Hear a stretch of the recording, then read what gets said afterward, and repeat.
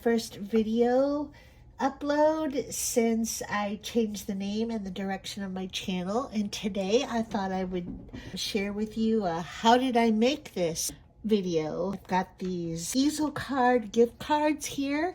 These are some that I've already made. This is a real simple card. If you're a seasoned crafter watching today, thank you for watching. A lot of what I'm talking about today might be kind of basic for the seasoned crafter, but basic is how I wanted to go with my first video. I think I have a lot of subscribers joining me from the older version of my channel that maybe are not crafters. Maybe they've never made a card before, so some of my explanation might be a little basic, but this card that I'm making would be a perfect two-in-one gift because you get a card that you can display on a mantle, a desk, a tabletop, but it also serves as a gift card holder because there is a pocket on the inside. I have a sample gift card here, but it's the same size as a gift card, or about the same size. So I just want to show you how nicely that fits in the pocket. Of course, you don't have to tuck in a gift card. You could tuck in a note. You could tuck in a small photo. You could tuck in some other kind of gift like a movie ticket or a theater ticket, a sporting event ticket.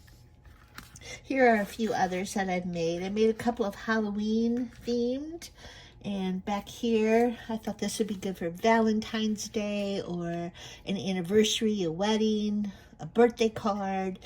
The paper collection I used for this one is some of my favorite paper that I've used in a while. It's called Love Notes. And then I have another one here. This is one of the very first ones that I made. I guess you could call this my prototype, which I think is great for Valentine's Day. I even stamped Happy Valentine's Day in this one. And so let's get started. Okay, here are the items that you will need to make this card. A trimmer, paper trimmer, and a scoreboard. I have a paper trimmer and scoreboard that is all in one tool. This is called the Works tool by We Are Makers. It does a lot of other things. It can be used to make envelopes and tabs and tags and bows and pom-poms and probably some other banners. But today I'm using it as a paper trimmer and a scoreboard. And then you'll need some adhesive. So either some good craft glue or perhaps some double-sided craft tape. And let's see what else. Oh, you need some paper. You'll need some plain colored cardstock for the base of your card. I have a few different colors here. You also need some decorative paper. And I have this cute paper pack back here. That's Echo Park Paper Company. I love Halloween, and I have enough scraps here. I've got some stickers here. I have some twine so I can tie a little. Here's the card from yesterday. Here's the card we're going to make. I have some twine so I can tie, make a little bow here. I've got some chipboard. This piece right here is mounted on a piece of chipboard to give it some elevation, a little bit of dimension here. This is the, where you put your fun piece that pops up when you fold this into your easel. Here, if you'd like to screenshot this, if you want to make this card, but I will go over the dimensions and put the dimensions in my description. This is the base of a card. This is my little cheat sheet here. And so here's the bigger dimensions, and then I've got the smaller decorative pieces dimensions on there. So what you're going to want to start with is a 3.5 wide by 8.5 long for your base, and then you're going to score that at 4 1/4, which allows it to be folded in half, and then 2 1/8 which allows the top piece to be folded in half for your easel. Your envelope size, a small envelope, an A2 size envelope will work just fine. Here, I've got a smaller envelope. This smaller size for a small card will work just fine. I think I'll use the orange. The first thing I'm going to do is I already have this piece cut to be 3.5, but I need to cut it to be 8 inches long. So you get 8.5 inches long.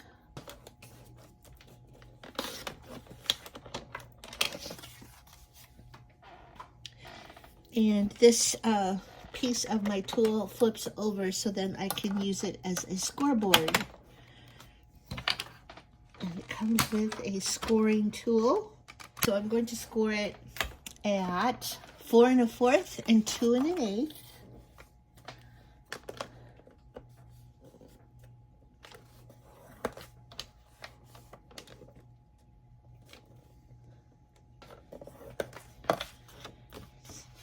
Fold that on the score lines.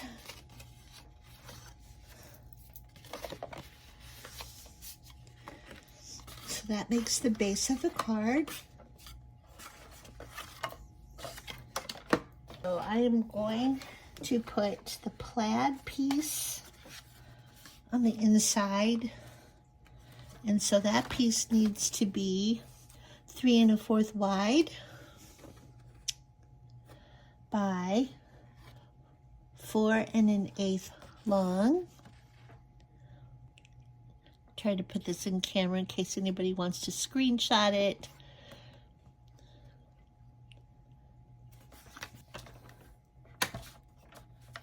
I'm going to flip this back over so I can trim it to the size that I want. I believe it's already 3 1/4 wide, yes. And it needs to be 4 1/8 long. So I'm going to trim this to 4 1/8. So that piece will go right there. And then these pieces, I'm going to leave this middle piece just blank because that will allow for a signature, for a sentiment, for, you know, handwriting. So on the top piece, I'm going to put this bat design. These are cute bats. And so this size needs to be 3 1/4 wide by 2 inches long.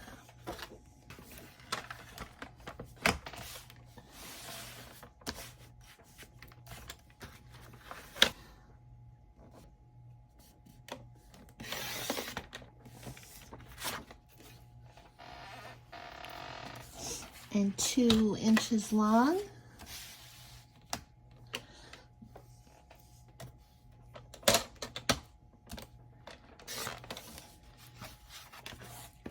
So that's this piece. I need another piece just like this to make my pocket, except my pocket's going to be 3 1/4 wide and 2 1/4 long. So it's already 3 1/4 wide, but I need it to be 2 1/4 long. Whatever size you want to make your pocket. I'm going to make mine 2 1/4. So then that fits right over that piece to make the pocket. See how simple that is? Okay, I'm going to glue all these pieces on in a bit. Now on the top of the card, I'm going to use the opposite side of the bat paper to cut this striped piece, and then the bat paper for the bottom. I need those each to be 2 inches long.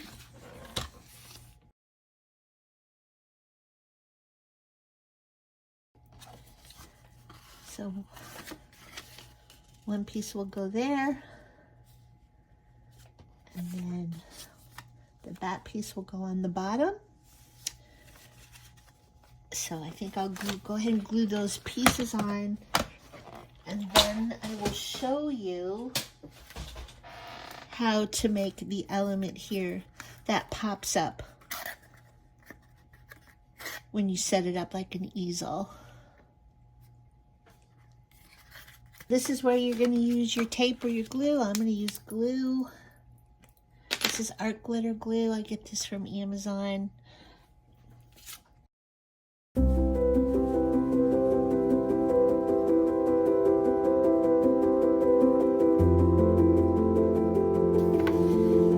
Then I'm going to glue my pocket on.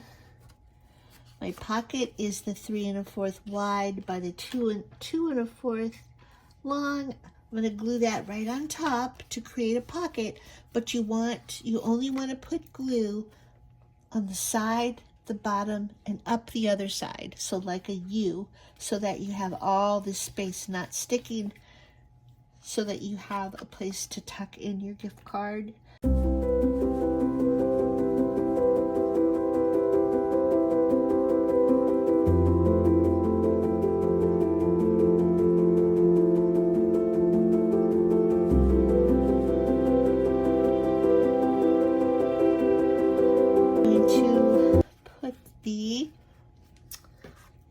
That piece on top,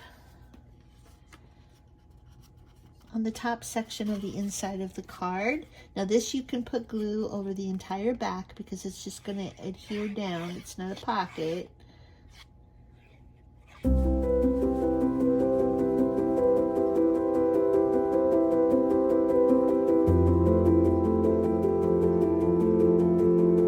Inside is pretty much done, although we may go back and decorate that up a little bit with some cute stickers. But now the top of the card, I am going to put the stripe on top and the bats on the bottom. That's what I did on this card. See the bats down here and the stripes are up here.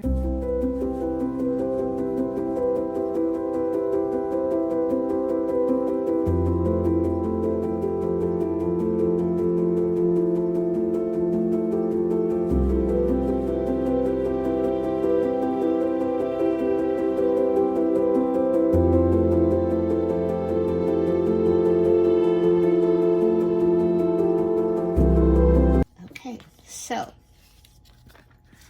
now the pocket that you created on the inside of the card kind of allows you to put your card up like an easel, and this provides a stopper. But I like to add something to make the stopper a little higher to get a good stop. And so let's see, on this card that I made, I just put a strip of paper and then added some stickers to it. And then on this one, I added some stickers that say October 31st. So here's where your creative brain comes in to figure out what you want to do, or if you even want to do anything. You don't have to, but I have some wonderful stickers here. I've used a lot of them, but let's see if I have anything good. I think I'm going to use Scary Squad. And I'm going to just put these along the top edge to allow for a thicker stopper. So Scary Squad.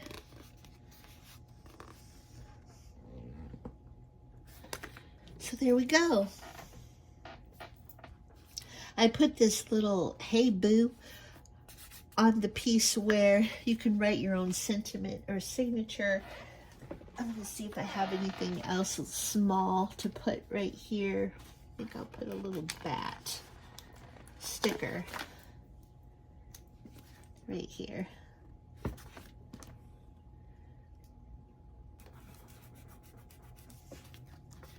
And remember, you can use any papers that you want. This doesn't have to be Halloween themed. You could use some pretty paper for a birthday card or a Christmas paper for a Christmas card. It's, you know, get your creative juices flowing. Be sure you don't go over the fold line. I almost did there, but I think it's going to be okay. Okay, so now the top. Okay, you want a piece when you open it and put it up into an easel that will pop up here. I mean, it doesn't have to pop up. You could just, you know, and you could just put it here and it doesn't have to pop up. But I think it looks really cool when it pops up. See, I got this cute little black kitty popping up here and it says Happy Halloween. If you know me, you know I'm partial to black kitty cats. This one, I love this piece that I have, a witch on a broom, and it says, hope your day is spooktacular, and then it says spooky right there. And on this, there was a moon printed on the card, and I put glue on that and then sprinkled glitter on it and let it dry. So I made my moon kind of shiny. Just remember, if you use glitter, this is what I used. You just put glue over the image where you want, and then you just sprinkle it on, you let it dry, and then you shake the excess glitter off.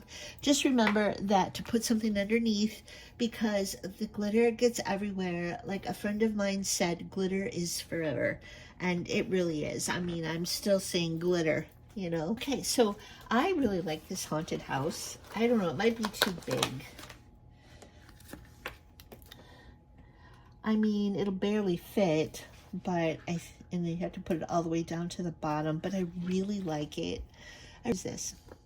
So now what I want to do is give this some dimension. So I'm going to put some, you can use foam tape or foam squares, foam dots, or you can use what I use just because it's cheaper, because I have a lot of chipboard laying around. Chipboard is what comes in the back of like a paper pack.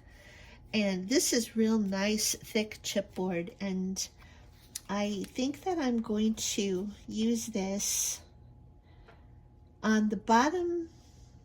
I think what I should do is mount this on a different piece of paper, like maybe orange. I'm going to trim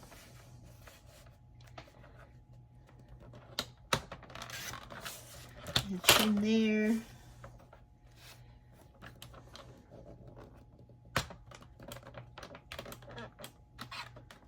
And trim there.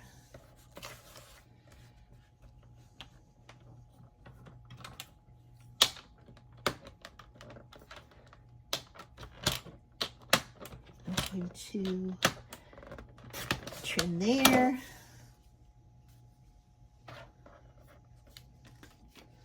Actually, I think I'm going to take my small scissors, my precise cutting scissors, and just kind of fussy cut around this shape.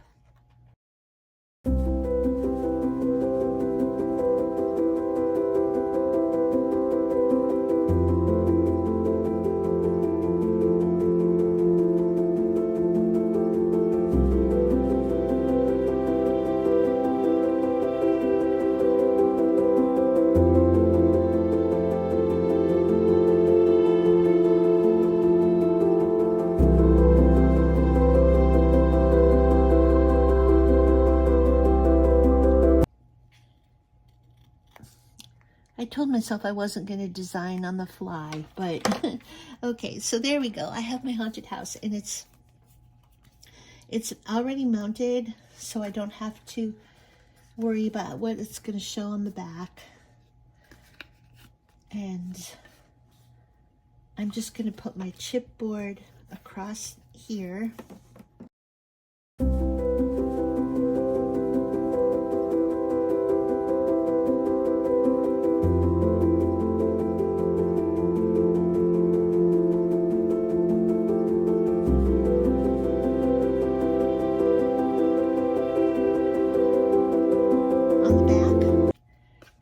To my card. I don't want the chipboard to show, so I have to figure out where to put it.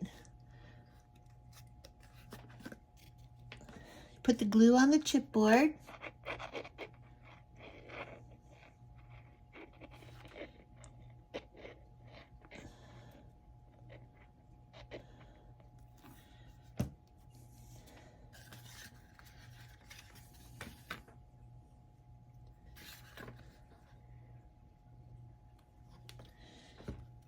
and mount it on the bottom of the card so that the chipboard's not showing. Adhere that down. Hold it in place until you get a good bond. And I think I'm gonna add a bat flying around here. I'm gonna add, if I have any left. I do have a couple of bats. They don't have eyes, but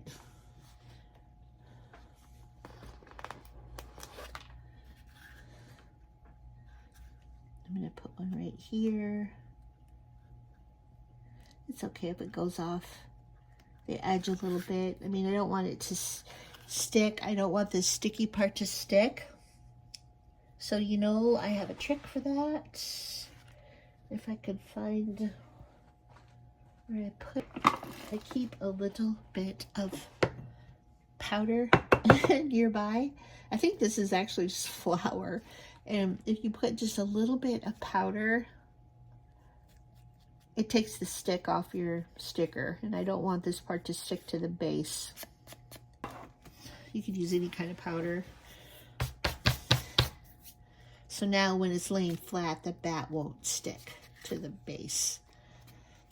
But I'm gonna put another bat. I'm gonna put a couple more bats up on the top because I have a few more on my sticker sheet. Those won't pop up.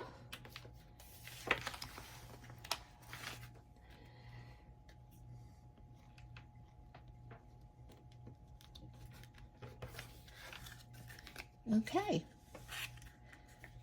Now, I could just cut out this little Halloween. This isn't meant to be a sticker, but I could make it one.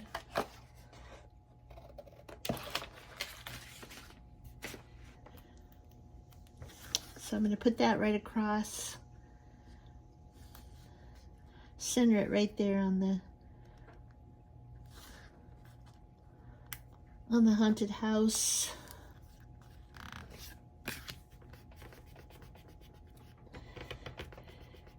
I probably should have reinforced that with some extra glue, but I think it'll be okay. Okay, so there we go. Now, one last thing. I'm going to tie a little orange bow with using some twine. I have some orange, and I can find the end. So I'm just gonna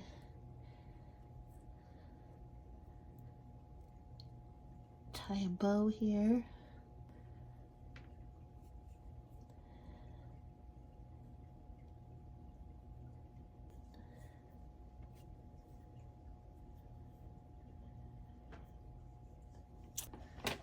I'm going to trim my tails. Now where do I want to put this? I have found that glue does not work the best to adhere unless it was hot glue, but I don't want to mess around with my hot glue gun right now. So what I'm going to do is I'm going to use a little piece of very thin double-sided tape to tape on that bow.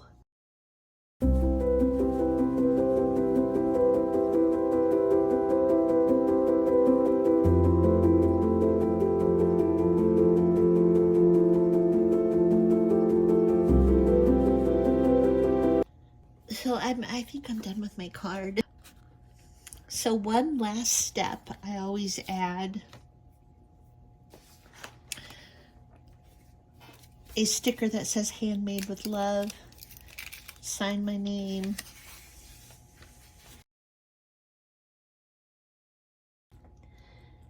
I just write Val and the year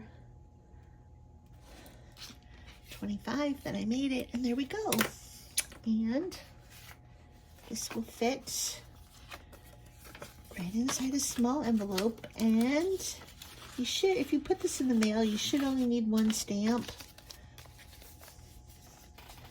one time I had a card that I made that was maybe just a little bit thicker than this, but I mean, it wasn't bad. And I took it and I thought maybe it needed 2 stamps. So I took it up to the counter and the postal clerk dropped it through, or tried to drop it through his slot, but he didn't even give it any pressure. He just put it at the top, and if it didn't slip through, then and it didn't. So he told me if he had just put a little pressure on it, it would have gone right through. Not even a lot of pressure. He told me I had to mail it as a package.